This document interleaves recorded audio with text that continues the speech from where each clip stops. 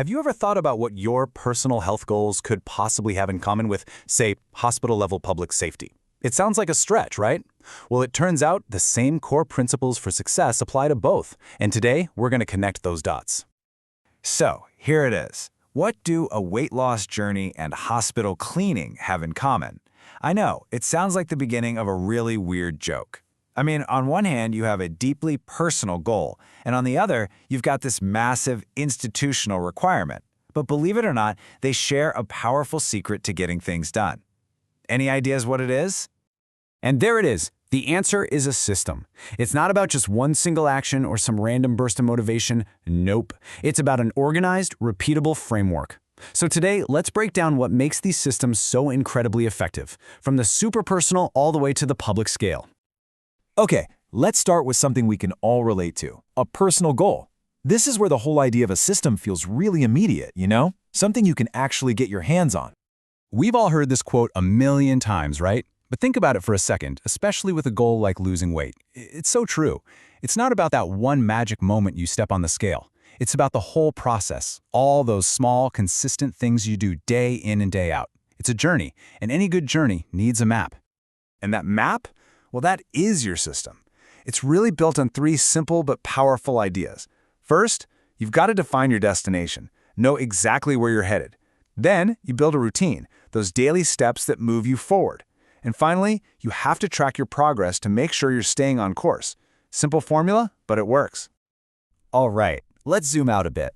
What happens when the system needs to protect more than just you? What about when it's for everyone who uses a space? The core principles are basically the same, but how you apply them gets a little more complex. So take the cleaning protocol for a Mamava Pod, for example. This is so much more than just a random wipe down. It's a really targeted system. See how the checklist focuses on high-touch surfaces? It's all about putting your effort where it's going to have the biggest impact. Now, here's where it gets really interesting. A great system isn't just about what you can see. This number, 35, what does that even mean? It stands for the minimum air changes per hour inside the pod. It's a key part of the system's design, this invisible, proactive element that's always working in the background to keep the air safe and clean. And this really gives us the whole picture of what makes a system for a shared space work. It's not just one thing.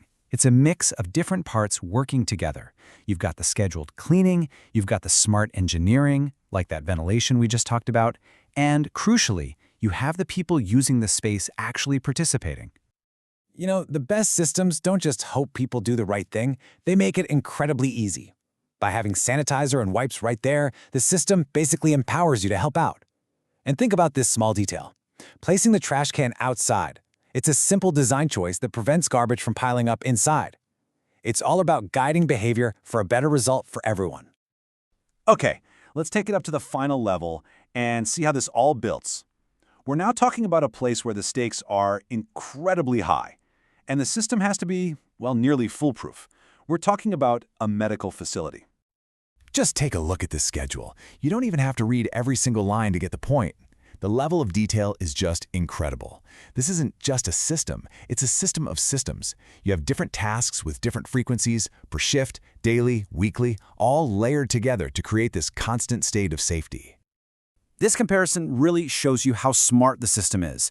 Every single shift, staff are hitting those high-contact areas, dealing with the most immediate risks. But the system is also thinking long-term, with things like weekly high dusting to prevent gradual buildup.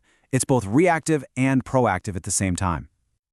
So we've gone all the way from a personal health journey to a super complex medical facility. What's the thread that ties them all together? Let's distill it all down into a framework that, honestly, you can use pretty much anywhere.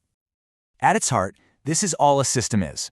The word can sound a little intimidating, but it's not some abstract, crazy concept. It's just an organized way of doing things. It's about trading random effort for a consistent, strategic approach.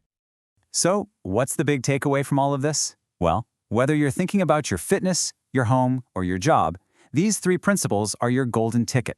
First, create a consistent rhythm for your actions. Second, find those hot spots, the places where your effort will make the biggest difference. And third, design your system so that doing the right thing is the easy thing to do. Once you start seeing the world this way, you realize that systems are absolutely everywhere. They're running everything from your morning routine to how your entire city functions. So the real question I want to leave you with is this: what part of your world could use a better framework? What system will you build?